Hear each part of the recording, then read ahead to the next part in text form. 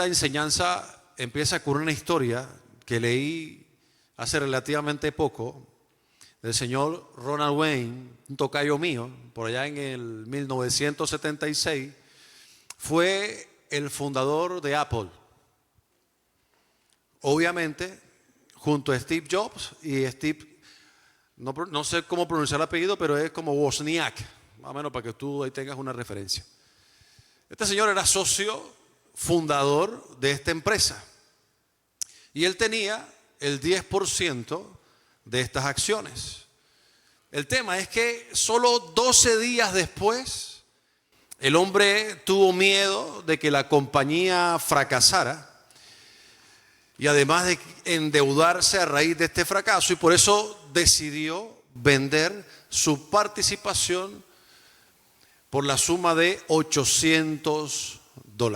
Solamente $800 en ese momento, obviamente. Con el tiempo, Apple se convirtió en una de las empresas más valiosas del mundo. Hoy ese 10% vale cientos de millones de dólares. A veces, creo yo, las personas tienen algo extraordinario en sus manos, pero lo sueltan porque no alcanzan a dimensionar el valor que tiene eso que Dios colocó. Nada más para darte como un estimado, el valor aproximado de Apple es de 3.8 billones de dólares. Ese es el valor aproximado de esta empresa. Ronald, hoy en día, traigo con mi nombre, sería socio con un capital más o menos alrededor de 380 mil millones de dólares. Hoy Ronald. Hoy en día el hombre vive de su seguro social y de su jubilación. A veces vende recuerdos relacionados con Apple, como copias del contrato original que firmó, el primer logo que diseñó o su autobiografía. Además, lleva una vida bastante sencilla y sin grandes lujos. Lo que sorprende es que ya lo han entrevistado y él dice no sentirse mal con la decisión que tomó. Dice que está tranquilo y dice que él no estaba para resistir tanta presión. Pero es curioso porque en ese momento, en ese inicio de la empresa, no había presión. Pero él deduce que con el transcurrir del tiempo, si siguiera siendo socio desde el momento en que se fundó, él iba a recibir una presión que jamás podría resistir. Es curioso. Habla de algo que nunca experimentó. Indagando un poco más a profundidad, el hombre nunca se casó. Nunca tuvo hijos, nunca tuvo familia y estuvo solitario, más bien segregado de la sociedad, pero decidido por él mismo. Indagando aún más a fondo, en algún momento inició un negocio y le fue mal, quebró. Eso fue antes de Apple. No le fue bien. Y obviamente quedó muy, pero muy endeudado y con las consecuencias de esa quiebra.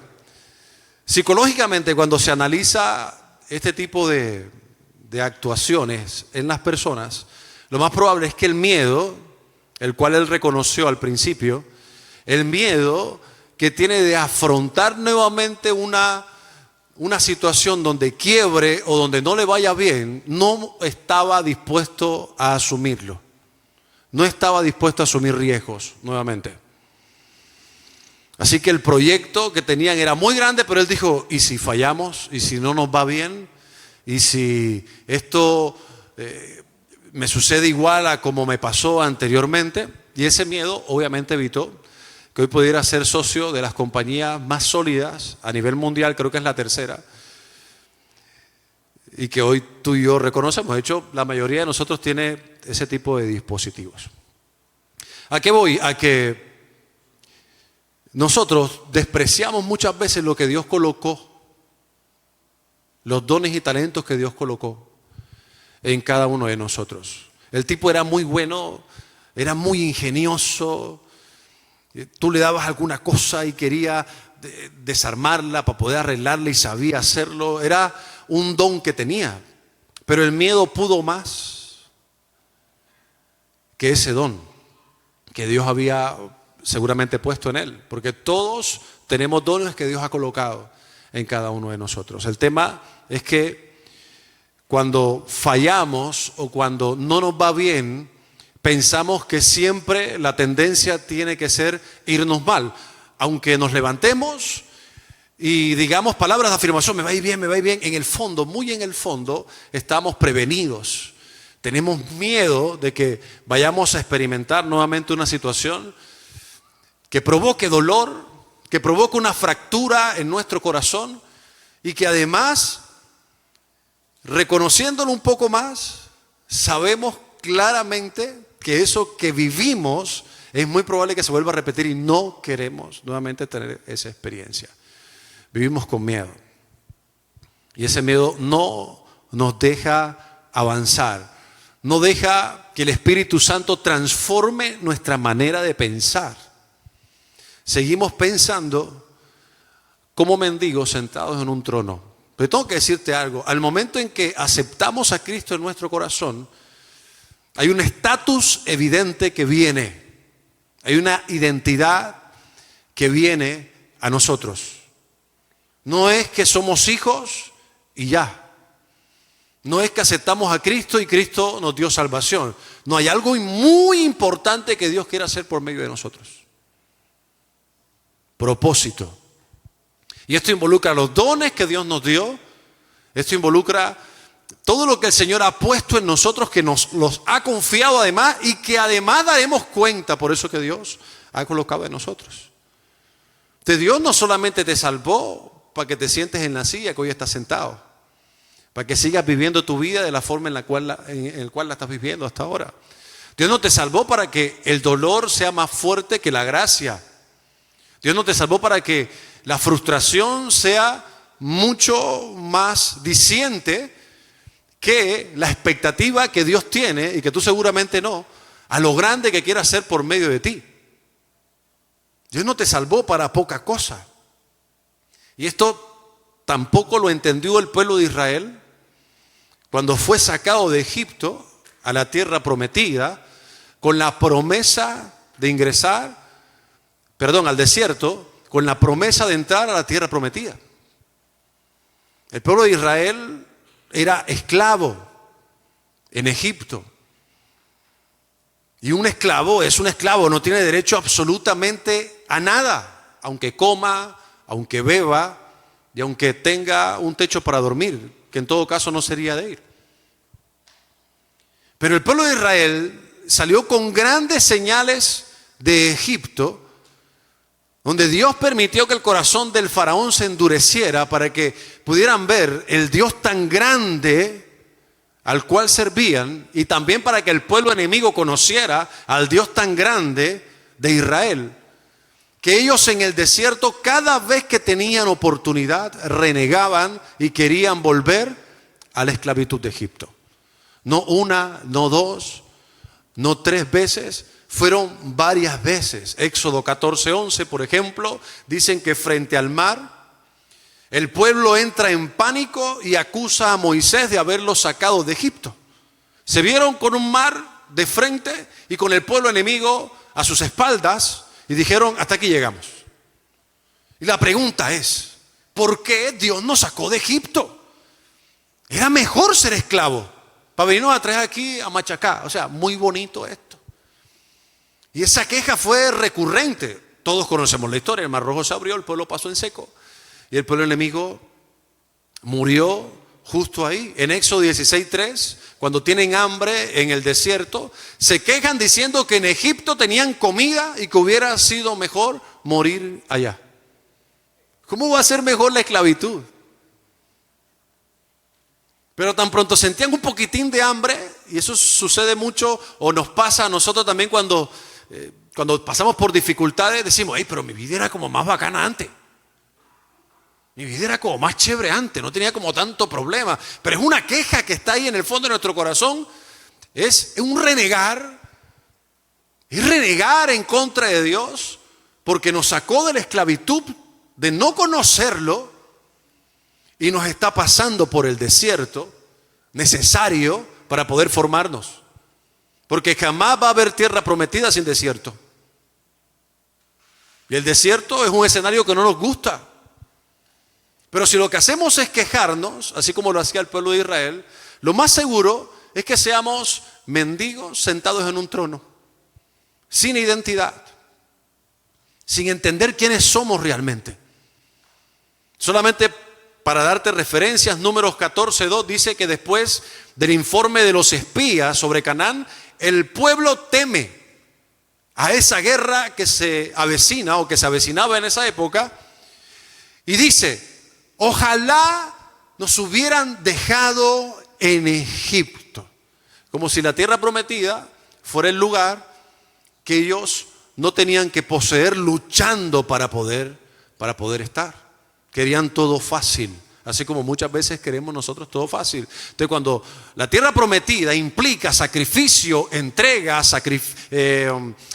compromiso, ya como que la cosa mejor era como estaba antes. Porque tengo que hacer tanto para recibir una bendición de parte de Dios. ¿Por qué el desierto demora tanto? O sea, ¿por qué hay gigantes enormes en la tierra prometida? ¿Por qué hay tanta dificultad en mi matrimonio, en la relación con mis hijos? ¿Por qué hay tanta dificultad en lo financiero? ¿Por qué? ¿Por qué no es más fácil?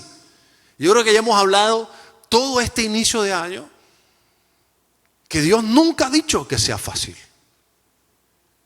Pero tenemos ese concepto en nuestra mente de que al momento de llegar a los pies de Cristo todo tiene que facilitarse, todo tiene que darse de una forma fácil.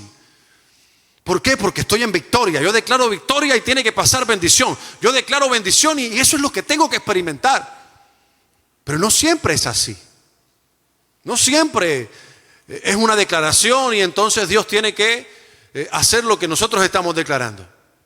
No siempre es así. Tú puedes encontrar en la Biblia como: he aquí los envío como ovejas en medio de lobos. Eso evidentemente no habla de Disneyland ni de un paraíso bien bacano, le vamos a pasar chévere.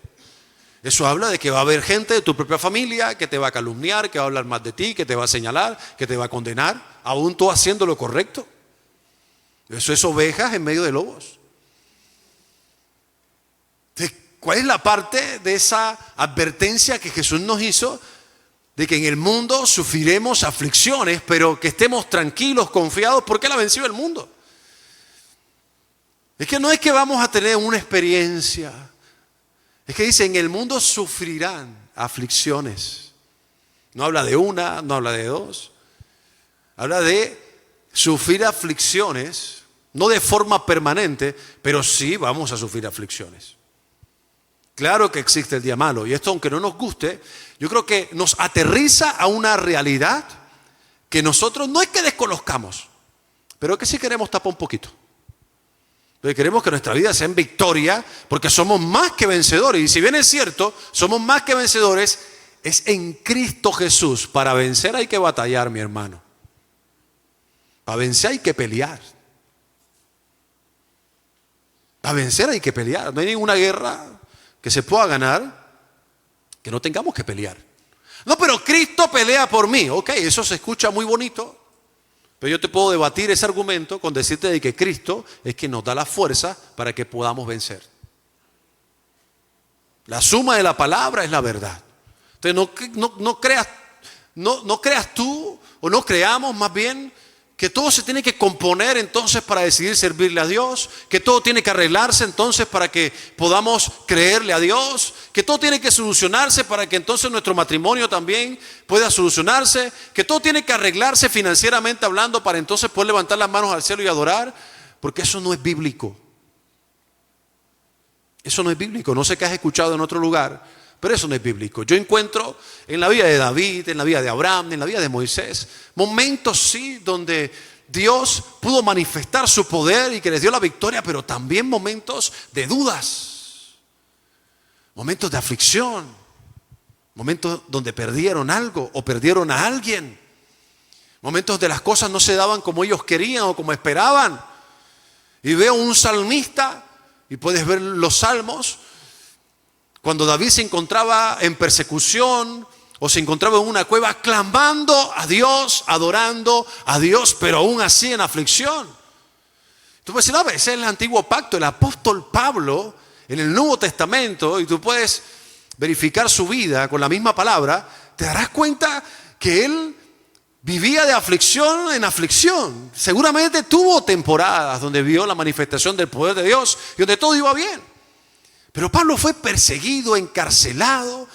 Pablo fue azotado y un azote más lo mataba. Estuvo inconsciente de tantos golpes que recibió, pero aún así sirviéndole al Señor y escribiendo todas las epístolas que vemos en el Nuevo Testamento, que fueron varias. El apóstol Pablo es el apóstol Pablo. Sus referencias son muy buenas y su hoja de vida intachable, ¿no? Principalmente por todo lo que sufrió en el nombre de Cristo. Y aún así, el argumento que daba él para identificarse: yo soy un abortivo, decía. Soy el menos de todos los apóstoles. Ese era el argumento que tenía él para poder definir su vida. Pero habla bien de su vida. Pero nosotros no. Nosotros queremos que nuestra vida siempre vaya bien. Y yo creo que cuando nos preparamos, porque sabemos que no siempre la cosa va a ir bien, vamos a afrontar de muy buena manera la crisis cuando tengamos que vivirla. El hambre cuando tengamos que experimentarlo. Por eso Pablo decía, sé estar en abundancia y sé estar en la escasez, todo lo puedo en Cristo que me fortalece. Y tú eres un testimonio vivo de lo que Cristo quiere hacer por medio de ti. Pero si siempre te va bien, tu testimonio carece de fundamento. Porque ¿cómo haces tú para hablarle a alguien que está mal si tú nunca estás mal?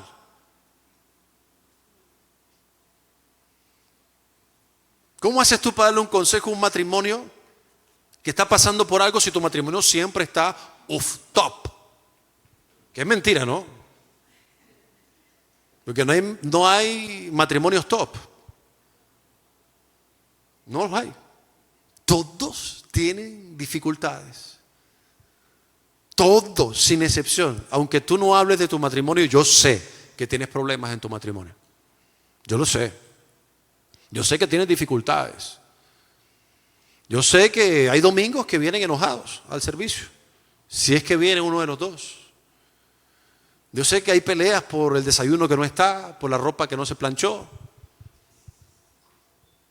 por las noches de pasión que han debido dar si no se dieron.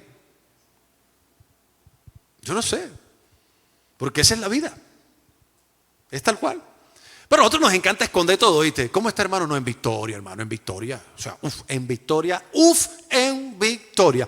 Y claro, tú vas a escuchar a alguien que te pregunte, ajá, ¿cómo estás? Ni siquiera te dice hermano, porque supongamos que no conoce la iglesia, ni conoce a Cristo. Ajá, ¿cómo va? En victoria, hermano. Entonces, ese man se va a sorprender porque va a decir, es que este man siempre está en victoria, ¿o qué? O sea, no pasa por problemas, ¿o qué? Él no tiene lío. Y está bien que no todo esté bien.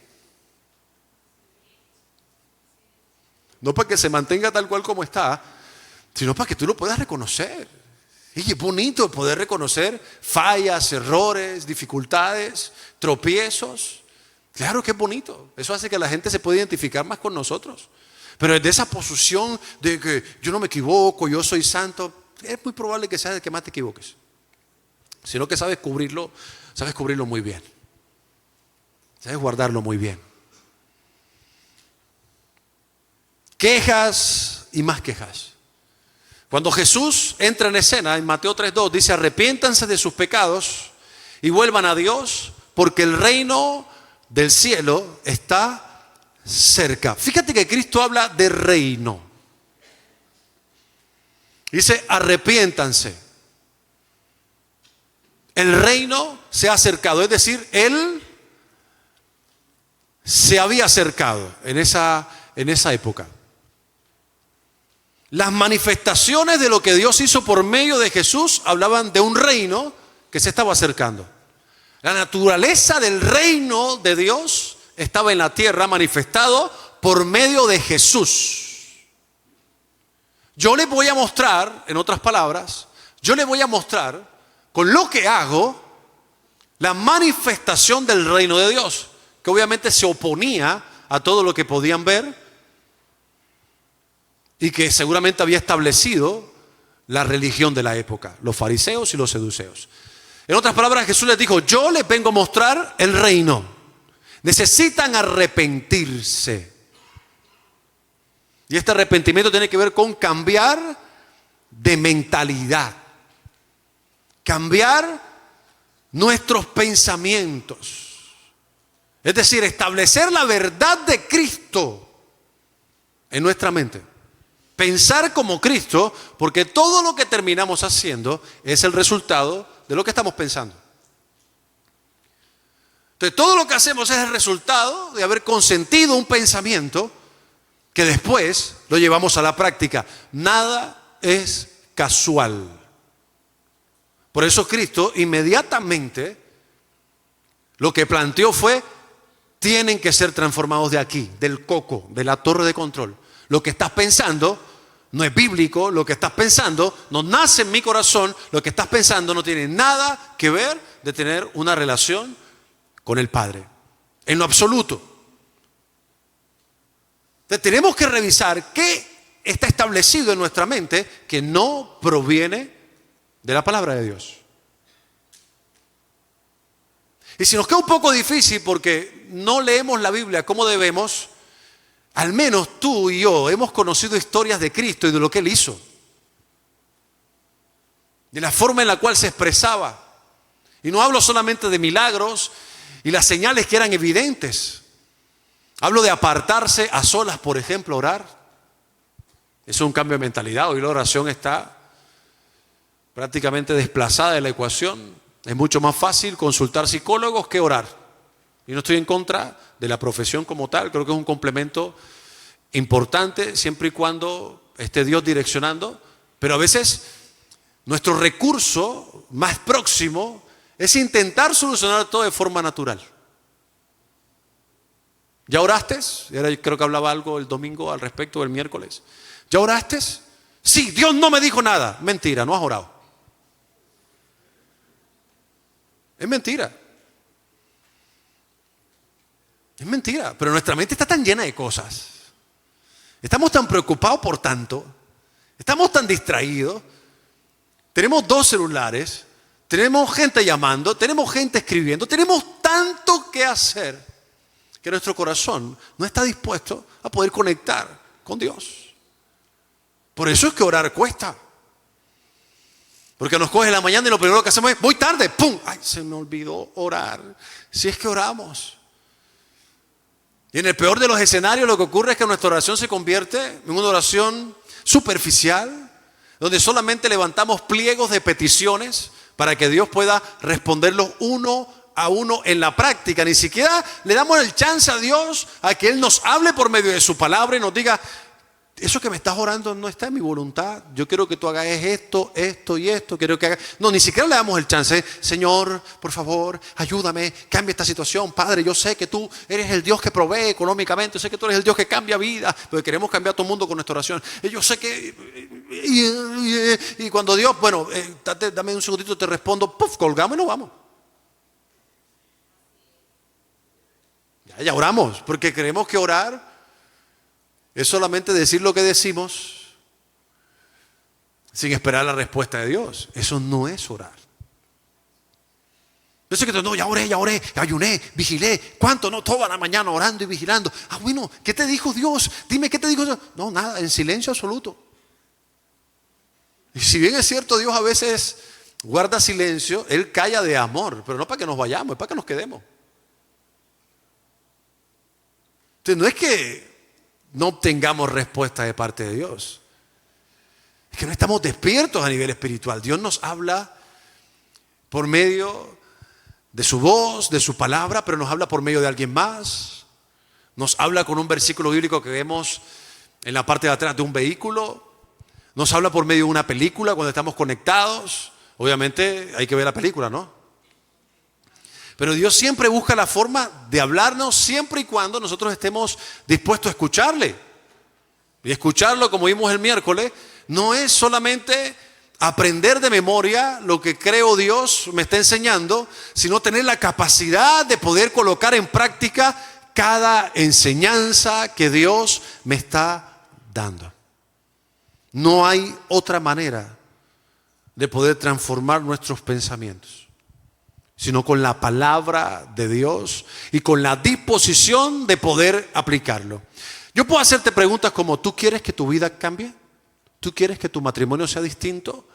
¿Tú quieres que tus finanzas cambien? Ok, escucha la voz de Dios. Eso es cierto, pero tú puedes escuchar la voz de Dios y nada va a cambiar solamente con escucharlo. Si no eres capaz o no tienes la capacidad de poder aplicar con una fe ciega toda la instrucción que Dios tiene para tu vida. Porque, insisto, la iglesia no es que no tenga conocimiento, es que el conocimiento le envaneció. Entonces, ahorita nuestras respuestas son más religiosas que realmente una intimidad que haga que tengamos una relación con el Espíritu Santo y que Dios hable por medio de nosotros. Entonces, para nosotros es mucho más fácil decir: Dios te bendiga, aleluya, gloria a Dios, bendecido hermano, en victoria, el Señor abra puertas, aleluya, y hasta nos movemos así. Eso es pura religión, mani. Cuando tú me muestras en tu vida, en el transcurrir del tiempo, que tu matrimonio es un desastre, que tus finanzas son un desastre, que tu casa es un desorden, que las cosas no van tan bien como tú crees, como es aleluya y gloria a Dios, ahí es donde la gente empieza a darse cuenta: tu evangelio no vale la pena. Y no porque el evangelio no tenga poder, sino porque el poder no se hace evidente en todo lo que haces. Arrepiéntanse, el reino de Dios se ha acercado. El reino de Dios no vino con palabra, vino con palabra y vino con poder. Vino con manifestación del reino. Al principio te dije: vamos a pasar por dificultades, pero cada dificultad es una oportunidad para que Dios pueda glorificarse. Y damos testimonio de que Dios se glorificó en una situación en específico, y podemos dar el testimonio y decir: Dios hizo esto y esto y esto, y yo le creí porque decidí dar el paso de fe y acepté su voluntad en mi vida y pasó esto. Bravo, hermano. Claro, nosotros allá estamos, ¿verdad?, sentados y decimos: Dios sí es bueno. ¿Por qué Dios es bueno? Es porque se manifestó con poder en la vida del hermano cuando estaba pasando por una dificultad. Esa es la vida cristiana. De renegar como lo hizo el pueblo de Israel es perder el tiempo. Es morir en el desierto, lo que le ocurrió a toda esa generación. Y yo lo he dicho insistentemente: toda esa generación que salió de Egipto al desierto con la promesa de poder entrar a la tierra prometida, murió en el desierto. Todos. Ninguno pisó la tierra prometida, sino la generación nueva que se levantó en el desierto. El camino que duraba aproximadamente un mes, 30 días, se convirtió en 40 años dándole vueltas al desierto y viendo la tierra prometida a distancia. Nunca estuvieron listos porque su mente era esclava a Egipto.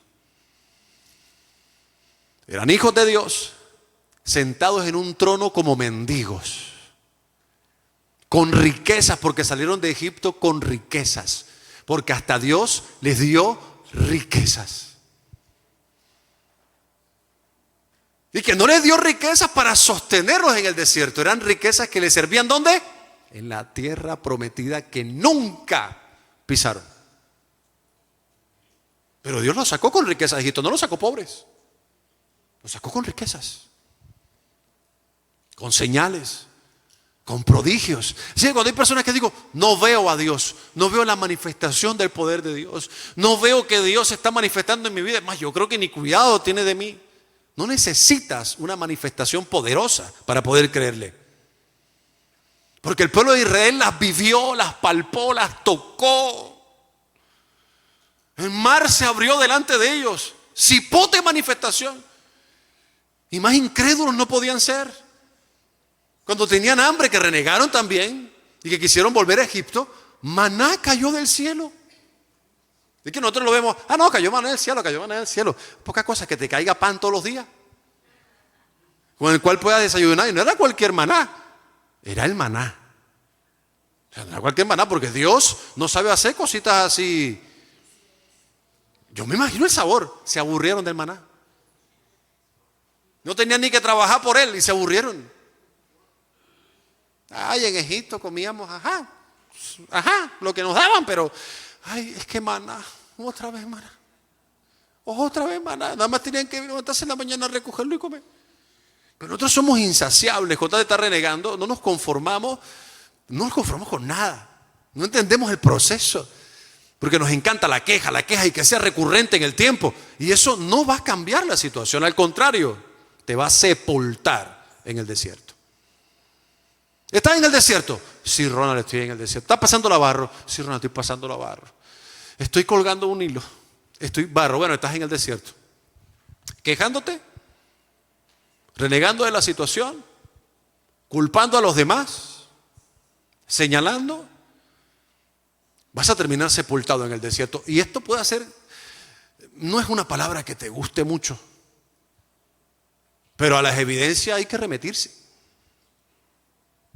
Y la Biblia es justamente ese manual que Dios nos dejó para que pudiéramos vivirlo. La palabra es viva y la palabra es eficaz. De que es lo único que puede permitirnos a nosotros avanzar. Cambiar de aquí de la torre, papi.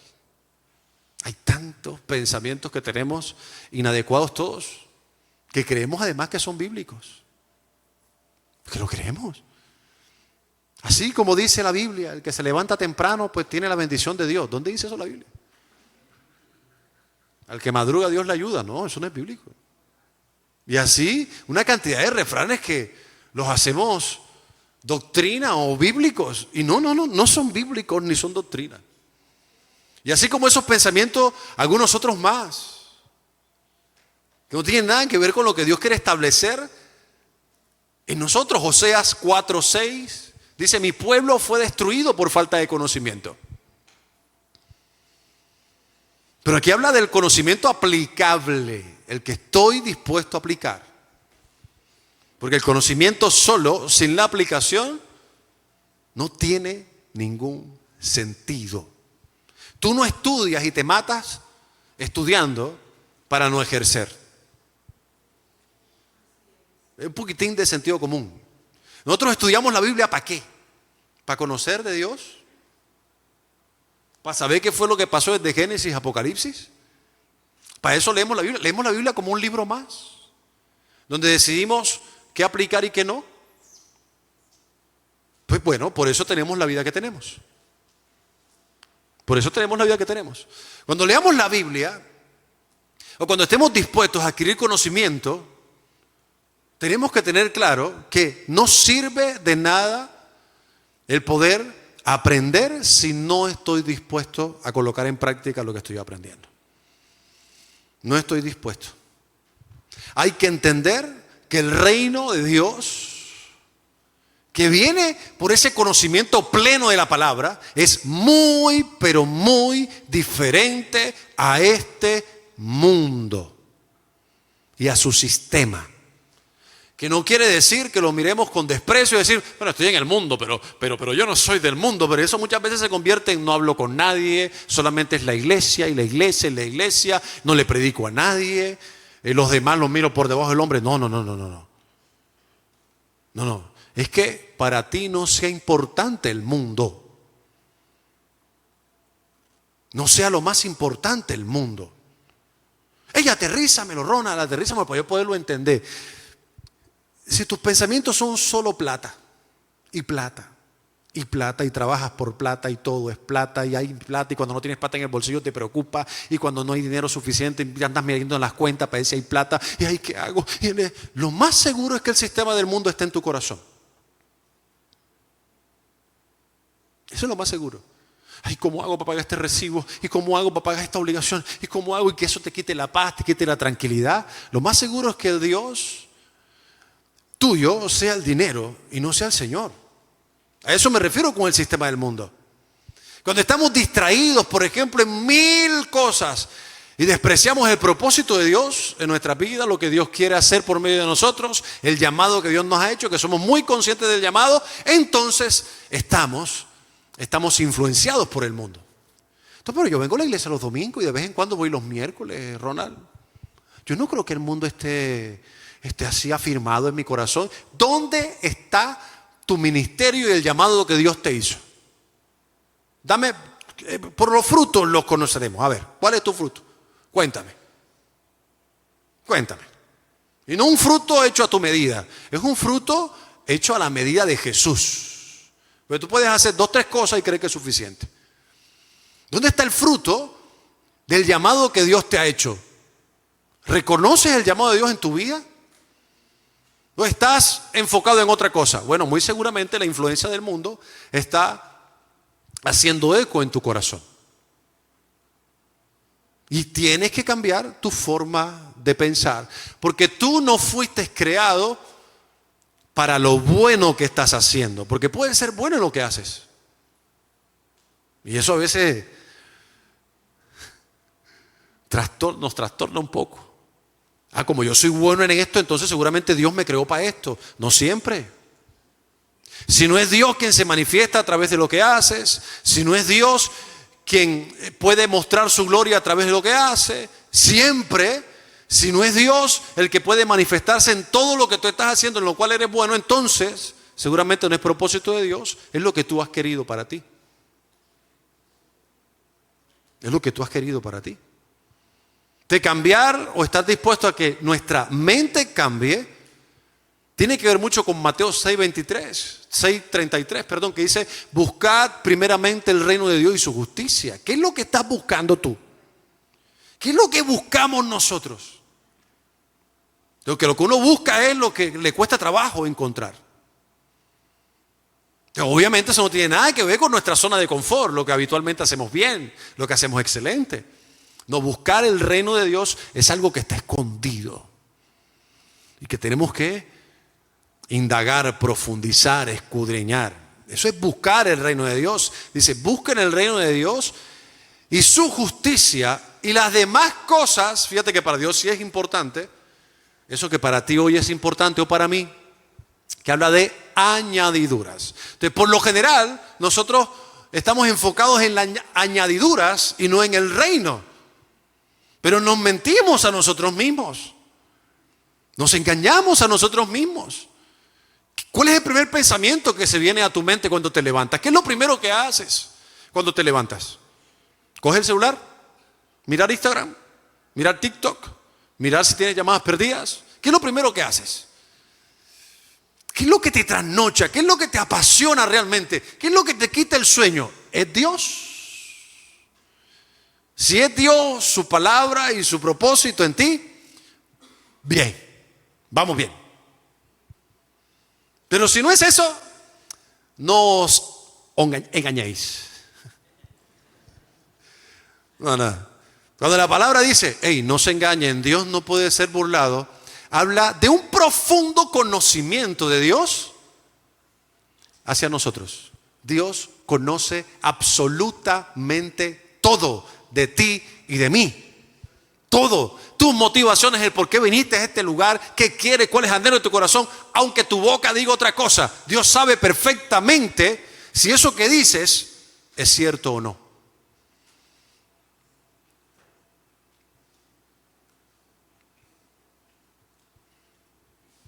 Buscad primeramente el reino de Dios y su justicia.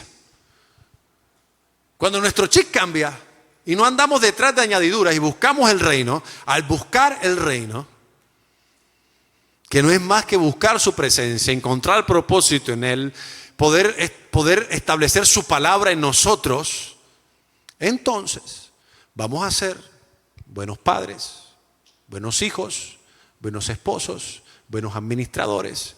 Vamos a hacer las cosas bien, con todas las dificultades que eso tiene, con tropiezos que van a ocurrir y que van a pasar.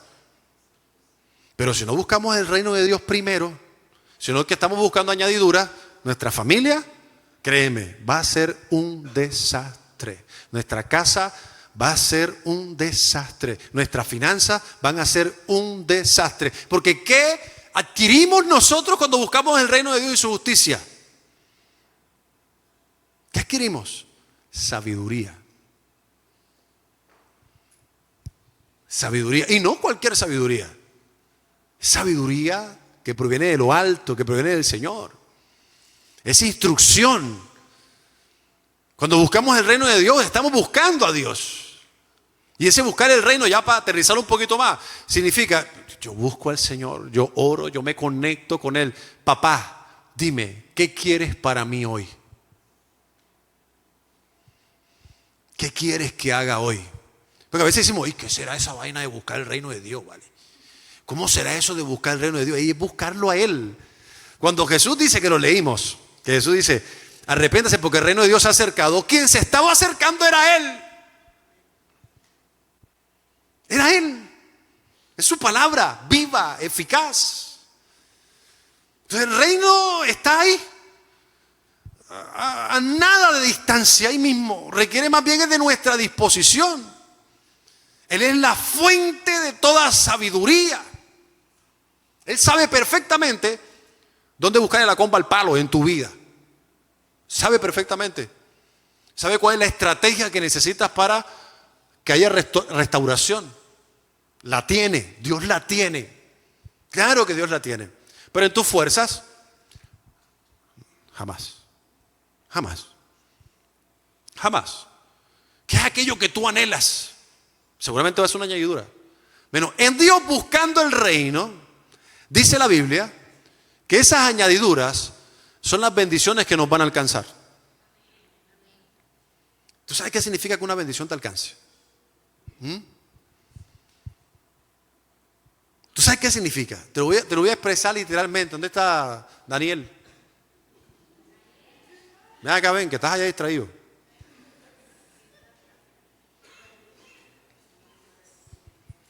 Esto es lo que significa que las bendiciones alcancen. O nos alcancen. Métete para acá, acá. Te voy a dañar el foco de la cámara. Coloca la de más. Eres Daniel. Y está buscando el reino de Dios y su justicia. Él no está preocupado por lo que le hace falta. Él no está afanado por aquello que hoy no tiene y que Dios le prometió que va a tener. No, nada. Él busca su reino y su justicia, la fuente de la sabiduría, ¿cierto? La fuente de la sabiduría. Y cuando él está buscando la fuente de la sabiduría, al principio, porque todo proceso inicia así, él comienza a caminar. Despacito. Y las bendiciones van aquí. Él no las está buscando, pero las bendiciones van aquí. Por mucho que él, volteate, camina para allá. Por mucho que él corra un poquito, las bendiciones van allá, sí. O sea, no es él buscándolas. Es las bendiciones detrás de él. Porque así es que funciona en el reino, funciona así. Entonces, si tú estás correteando bendición, lo más seguro es que no estés buscando el reino de Dios y su justicia primero. Porque si bien es cierto, las cosas cuestan y es la única forma de darles valor, la Biblia me enseña a mí que cuando yo me enfoco en el reino, entonces las bendiciones me siguen.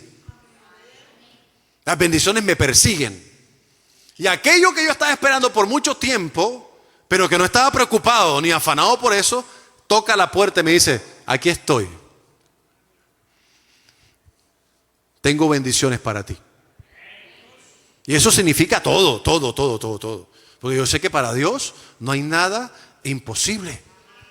Entonces el orden es claro. Primero el reino. Porque lo que Cristo vino a traer fue el reino. Porque es lo más importante. Por eso Dios tiene que ser lo más importante en nuestras vidas y en nuestros corazones. Amarás a Dios con toda tu mente, con todas tus fuerzas y con todo tu corazón. Ese es el primer y grande mandamiento, dice la Escritura. Amarás a Dios. Y yo creo que tenemos que hacer una pregunta. ¿Y nosotros amamos a Dios con toda nuestra mente? Es decir, todo lo que pensamos es reino. Amamos a Dios con toda nuestra fuerza cuando no tenemos fuerza, que estamos así como escuálidos y no importa. Mi alma alaba a Jehová. Estoy sin fuerzas, pero sé que recibo fuerzas de parte de Dios. Estoy afligido, abatido. Mi alma está angustiada, pero a la vez ama a Jehová con todas las fuerzas. ¿Qué tengo que hacer? Así sea manco, cojo, lo que sea. Voy a hacer lo que sea para agradar a Dios, porque de Él provienen todas las fuerzas. Y con todo tu corazón, no con la emoción. Amar a Dios con todo tu corazón significa que Él es primero en todo. En todo. Puede hacernos falta cualquier cosa, pero cuando no lo tenemos a Él, entonces hay un hambre insaciable en nosotros de Él y de su presencia. Es como tú estás pasando por algo difícil. Tengo que llegar a la casa ahora, tengo que llegar a la casa ahora, tengo que llegar a la casa ahora. No puedo que se acabe todo, que tengo que orar, tengo que orar. Man, y si tú no sientes eso. Yo de pronto soy un poquito histriónico en la forma de pensar, porque tú puedes ser más introvertido en tu forma de pensar, pero tú estás en tu mente, quiero llegar a la casa, tengo que orar, tengo que orar, tengo que orar. O sea, tú sientes como una necesidad de poder hacerlo y conectar con el Espíritu Santo. Lo más probable es que estés buscando el reino, pero a ti ni se te pasa por la mente. Eso, grave la cosa. Entonces existen 3 pilares para operar en el reino y ser próspero. Fe, que tiene que ver con principios, obediencia. En segundo lugar, esfuerzo, que tiene que ver con dominio propio. En tercer lugar, conocimiento, aprender constantemente. Aprender constantemente. La mentalidad del reino se revela en lo que nosotros estamos administrando. Existe una relación directa entre la vida espiritual y la manera en la que manejamos cada recurso que hoy tenemos en nuestra mano. Y nosotros no solamente administramos dinero. Es todo lo que Dios ha permitido que hoy podamos tener. Y eso revela si somos de reino o no. Una buena administración revela si somos de reino o no. Entonces, administrar es, por ejemplo, administrar mi familia. Yo tengo que saber administrar mi familia. Y administrar la familia, obviamente, es mucho más que una empresa, pero administrar la familia es, yo establezco parámetros, ¿verdad? Establezco un orden, le digo a mis hijos y les instruyo en la verdad, le instruyo al niño de que es pequeño y cuando fuera grande no se apartará. A veces estamos orando hoy por nuestros hijos grandes, pero nunca los instruimos de pequeño. Y instruir no significa, bueno, ponte ahí. Salmo 23. Jehová es mi pastor, nada me faltará. Repítelo conmigo, Jehová es mi pastor, nada me faltará. Y que después tú hagas lo que te dé la gana.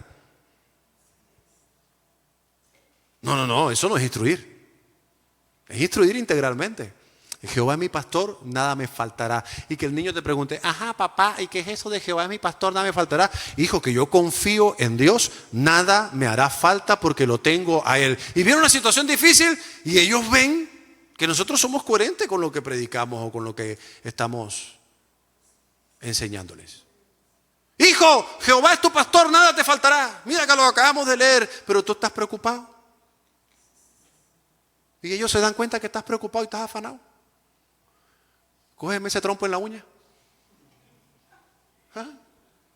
Entonces nuestros hijos dicen, hace un cortocircuito en la mente, que hay algo que no cuadra, o sea, que hay algo que no compagina. O sea, dice que Jehová es su pastor, que nada le faltará, pero está preocupado porque le falta algo. Eso cómo es. Y ahora que los pelados son más inteligentes. Tienen tablas, celulares, tienen todo. Dice, ¿qué significa Jehová es mi pastor y nada me faltará? ChatGPT. O sea, ellos no comen entero, antes de pronto, pero ahora no, mani. Ahora ellos no, se la saben todo y las que no se la inventan. Entonces la enseñanza tiene que ser coherente. Lo que hemos aprendido tiene que ser coherente. Vaya, mijo, vaya a la iglesia usted, vaya. Y yo, bueno, yo me quedo viendo partidos de fútbol, o yo me quedo con mis amigas, hobby. Si ellos te ven a ti comprometido, ¿qué van a hacer ellos? Pero dice que vaya usted. Es que estoy cuidando a mis hijos porque dice que instrúyelo. Sigue creyendo que la marimonda es Mickey. Papi, no. Claro, y cuando crecen, ese potelío que tenemos en la casa. Juan Pablo y Lucas tienen que ver que yo me esfuerzo, que yo sirvo, que me levanto temprano, que vengo a servir, que no pongo excusas, que vengo cuando estoy enfermo, que hago una cosa, que Dios para mí es lo más importante. Porque si yo no se los muestro con el ejemplo, no lo van a seguir. No lo van a seguir. Y yo puedo decir, Jesús, el rey de mi vida y no sé qué, no sé cuándo. Si voy a la casa y maltrato a mi esposa y le hablo mal, no lo van a seguir. Si soy grosero, si soy petulante, si soy arrogante, si siempre creo que tengo la razón y nunca pido perdón, por mucho que diga, aleluya, Dios me tocó en el servicio, y mis hijos no ven eso en casa, no van a seguir a Cristo. Ay, pero Cristo es Cristo y yo soy yo. Sí, pero Cristo quiere manifestarse a través de ti. Y hay gente que la única Biblia que leerá será tu vida, que dice que eres cristiano. Una mentalidad de reino entiende esto. Una mentalidad de reino entiende esto. Una mentalidad anclada a la religiosidad cree que no importa lo que haga, pertenece a la iglesia y ya. Y es cristiano y ya. Y esto no funciona de esa manera. Jamás va a funcionar de esa manera. Entonces, todo lo que tenemos es un recurso y lo estamos administrando. Nuestros hijos los estamos administrando ahí. Claro. Te coja a su hijo y lo sienta. No, que no se queda, que por muy inquieto lo amarra. En buen sentido, quiero que se entienda bien. O sea, pero tu hijo no es quien puede gobernar tu casa, brother. Que no tiene por qué gobernar tu casa. Esto no es un tema de imposición. Muchas veces nuestros pelados son rebeldes porque no han visto a Cristo en nosotros. Y no hay nada que dé más piedra de alguien que diga tener a Cristo y sus hechos muestren otra cosa. Esa vaina da piedra, da rabia. Te lo digo porque a mí me da rabia. A mí me da rabia. Yo veo a alguien que dice, no, que aleluya, que gloria, y le veo una caída y dice, pero este man, que aleluya, gloria, ¿dónde? Ahora imagínate la gente que no tiene temor de Dios. ¿Qué pensará?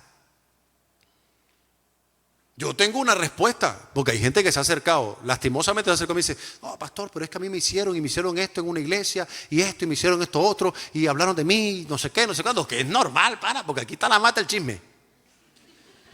Te lo digo a los nuevos que vienen por primera vez, hay mucha gente que todavía está votando, pero te lo digo, mira, la iglesia, te vas a encontrar en la iglesia, los que vienen por primera vez o que tienen poco tiempo, están asistiendo, a la gente más chismosa que puedas tú conocer en tu vida. ¿Y sabe qué es lo peor? Que nunca admiten que son chismosos. Eso es lo peor. Porque al menos, o sea, si eres chismosa, pues tienes que atribuirte el título con honor. Pero el peor chismoso es el que dice, yo no soy chismoso. ¿A qué hora te acostaste ayer? Aquí vas a encontrar de todo. Y la Biblia lo dice. La Escritura lo enseña. Dice, vamos a encontrar trigo y cizaña. La cizaña, papi, es de lo peorcito que hay. Y lo vamos a encontrar en la iglesia. Y los que están medio bien tienen unas luchas tremendas. Tenemos unas luchas tremendas. ¿Ya ves? Entonces nosotros andamos barro. Esto es un hospital. Nosotros andamos barro y lo que necesitamos es Cristo, ¿me entiendes? Ya. Entonces, para tú tener ínfulas de que no te equivocas, estás grave. ¿Estás grave? Pues aquí todo el mundo tiene sus luchas, todo el mundo tiene un aguijón, todo el mundo tiene sus problemas, sus dificultades, pero todo lo podemos en Cristo que nos da la fuerza. Y lo reconocemos. Y tenemos que reconocerlo. Entonces se los digo a los nuevos para que, ay, oye, ¿viste la hojita? Ay, mira, no te sorprendas, papi. Aquí hay de todo. Uy, de todo. Te lo digo yo, que yo más o menos los distingo a todos.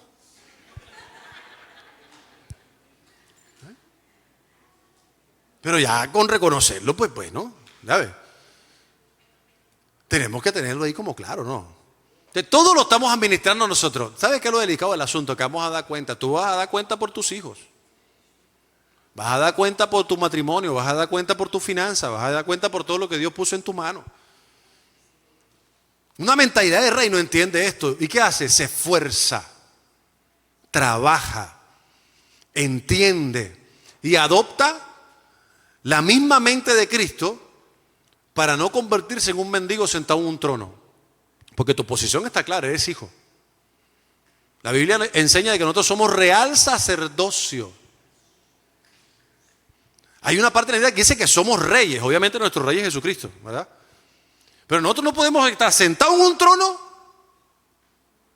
como mendigos. ¿Qué fue lo que le pasó al pueblo de Israel? Tenían identidad porque su identidad estaba en Cristo. ¿Verdad? No me acordaba la cámara.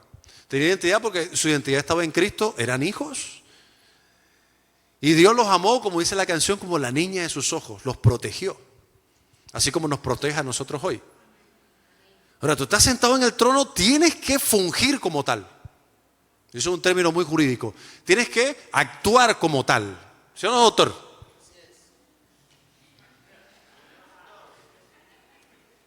Hay que actuar como tal.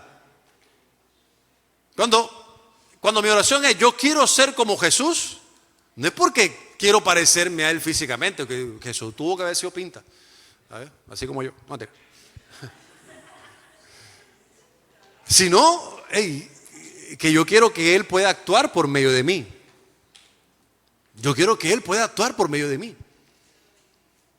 Esa es la meta. Cuando la Biblia habla de la estatura de Cristo, yo al evaluar mi vida tengo que darme cuenta cuáles son mis falencias, qué es lo que me cuesta y poder trabajar en eso. Porque yo quiero sentarme en ese trono no como un mendigo. Yo quiero operar según lo que Dios tiene planificado en mi vida. Si tú no tienes el conocimiento del reino, tú no vas a operar en el reino. Y cuando la Biblia dice de que el reino de los cielos es distinto al reino de la tierra, yo tengo que entender que el reino de los cielos se rige bajo otros parámetros. Ejemplo, aquí en el mundo el bobo es el que lo perdona todo, ¿cierto? ¿Cuántas veces se le hicieron 20? ¿Cuántas veces perdonó a la gente? 20, no importa. ¿Qué dice normalmente el mundo? Tú sí eres idiota. Así dice. Tú eres macojarto. Están dándote palo y tú atrás. Están maltratándote y tú ahí. Ay, que Dios te bendiga. Métele su cachetada. Eso dice el mundo. ¿Verdad? Ese es un parámetro del mundo. ¿Cuál es el parámetro del reino? Lo predicó el mismo Jesús. Te pegan una garnatada, ahora sí ve. La otra, papi. Qué difícil. Bueno, esa es la mentalidad del reino. Esa es la mentalidad del reino. ¿Hasta cuándo, maestro, tenemos que perdonar?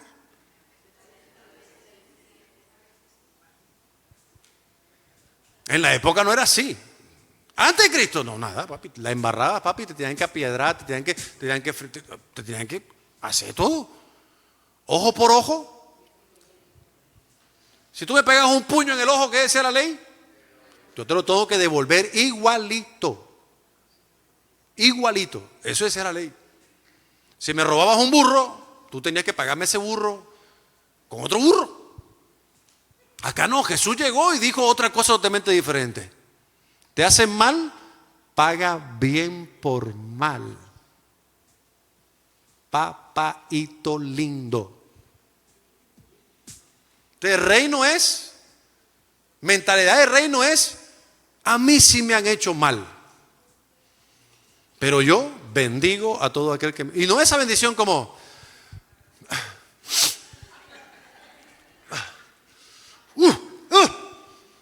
yo lo bendigo. Pero tú lo que quieres es levantar una trompa.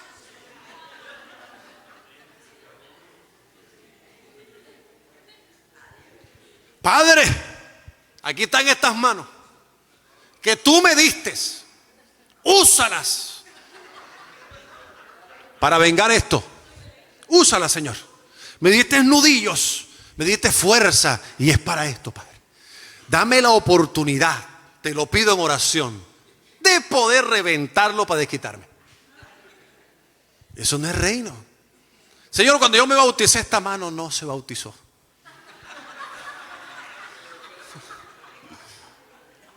La tengo lista para operar en justicia. Y cambiamos los versículos bíblicos. Heme aquí, envíame a mí, Jesús. Es que es conmigo que tú quieres aplicar esa justicia, Padre bendito de la gloria. Yo ayuné por esta oportunidad. Es que esto es una oportunidad. Claro, vamos y tenemos discusiones con quien no tenemos que tenerlas.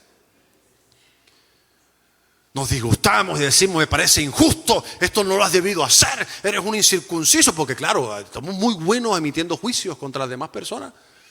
Y veíamos el domingo pasado que nosotros no estamos en la posición de aplicar justicia. Y que todo lo que sembramos vamos a recoger. Si tú eres una persona que no perdona, pues vas a encontrar gente a tu alrededor que no te va a otorgar perdón. Si tú eres una persona que cuando alguien se equivoca, lo primero que tú haces es señalarlo y condenarlo, pues claro, tú en algún momento de tu vida vas a ser vulnerable, te vas a equivocar y tú no vas a recibir misericordia. Lo primero que va a pasar es que van a haber personas que te van a machacar y te van a dar duro. Te van a dar duro. ¿Por qué? Porque nunca sembraste empatía, nunca fuiste misericordioso, viste el matrimonio de alguien más. Y en vez de decir, vamos a orar de verdad para que el Señor pueda cambiar esta relación. Señor, yo oro por ese matrimonio. Señor, bendícelo. Está a punto de acabar. Me enteré que está a punto de acabar. Bendícelo, Padre. Bendícelo. No importa que haya hecho él, no importa que haya hecho ella. Señor, revélate en sus vidas y ayúdalos a poder levantarse como matrimonio. Si tú haces eso, ¿sabes qué va a pasar? Cuando tu matrimonio pase por algo igual, Dios va a levantar personas para que oren por tu matrimonio, para que bendigan tu matrimonio. Por eso es que con la misma vara que medimos, vamos a ser medidos. ¿Cómo piensa alguien de reino? Siempre piensa en bendecir. Siempre piensa en bendecir. Siempre. En todo tiempo piensa en bendecir. Hace un tiempo atrás yo bendije a una persona por algo malo que me hizo. Que yo no sé si es tan malo como lo que tú seguramente has experimentado. Pues yo lo bendije, yo le dije, Señor, yo lo bendigo. Esto que me hizo fue duro, fue hace mucho tiempo atrás cuando era niño. Esto que me hizo fue duro. Fue muy difícil, Señor, yo lo bendigo, lo perdono. Tú dices en tu palabra que no tengo por qué desquitarme, que no tengo por qué lanzar palabras negativas. Tú lo dices, Señor. Yo lo bendigo, Señor. Ayúdame a mirarlo como tú lo miras, porque en estos momentos es definitivo. No lo estoy mirando como tú lo miras. Lo odio con mucha fuerza y lo que quisiera es otra cosa. Mira, a veces necesitamos oraciones más reales. Y a veces el descubrirnos con el Espíritu Santo puede decir, pues sí, lo odio así con una fuerza increíble. Me duele lo que me hizo, me ofendió la forma en la cual me habló. No tenía por qué hablarme así, Señor. Pero tú dices en tu palabra que yo no puedo pagar mal por el mal que he recibido, que yo tengo que bendecirlo, Señor, pero yo no sé cómo. ¿Qué no sé? No sé cómo bendecirlo, no sé cómo orar por él, o no sé cómo orar por ella. No sé cómo sanar. ¿Me puedes ayudar, Señor? Please. ¿Me puedes ayudar? Me declaro incapaz. Creía que todo me lo sabía. Creía que todo lo podía. Me creía era autosuficiente. Como había alcanzado esto y esto. Wow, y era reconocido por eso. Creía también que podía lograr algunas otras cosas que hoy, honestamente, Señor, y te lo digo aquí en confianza, me he dado cuenta que no. ¿Me puedes ayudar tú? Please. ¿Me puedes ayudar tú, por favor? ¿Me puedes ayudar, Señor? No quiero seguir siendo igual. No quiero seguir sintiéndome como me siento. No quiero tener rabia en mi corazón. No quiero que mis reacciones siempre sean airadas, iracundas. Que mis reacciones siempre sean para matar al que está a mi alrededor. No quiero seguir siendo así, Señor. Yo quiero ser diferente. ¿Me ayudas, please? Me siento sentado en un trono, sí, reconociendo que soy tu hijo porque me has dado vida y vida en abundancia, reconociendo además que me salvaste en la cruz del Calvario, pero con mi cabeza agacha, como está esa imagen ahí, que no sé si está así. Así es como...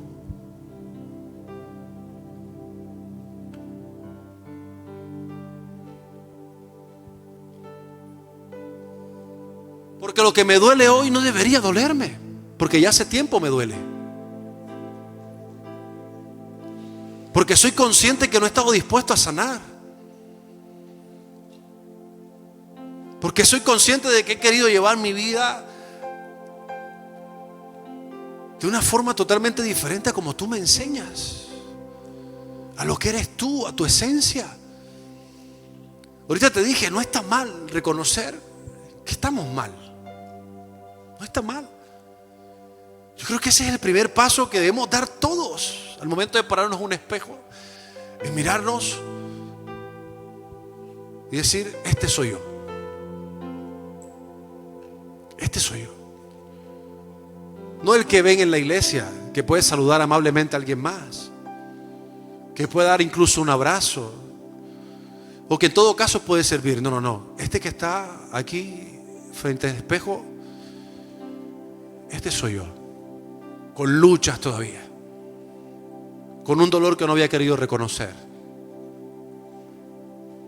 con un pasado sin resolver. Este soy yo. Con mi corazón fracturado, a punto de perderlo todo si es que ya no lo he perdido. Este soy yo, Señor. Y soy el resultado de mis propias decisiones, cada una de ellas más alejado de ti. Porque pensaba que iba caminando contigo de la mano. Este soy yo. Este soy yo quien me enfoqué en el dolor que viví de niño porque mis padres no estuvieron, o porque en todo caso estuvieron y parecía que no.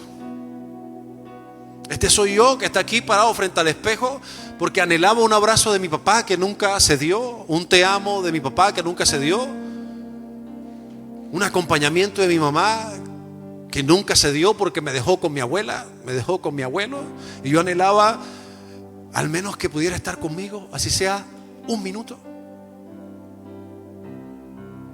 Este soy yo que ahora entiendo que esa situación me marcó y que es probable que tenga un resentimiento en mi corazón que había querido negar,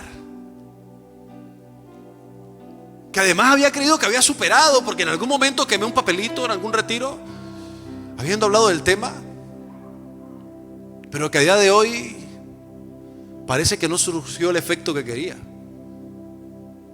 Este soy yo, sentado en un trono, pero como mendigo.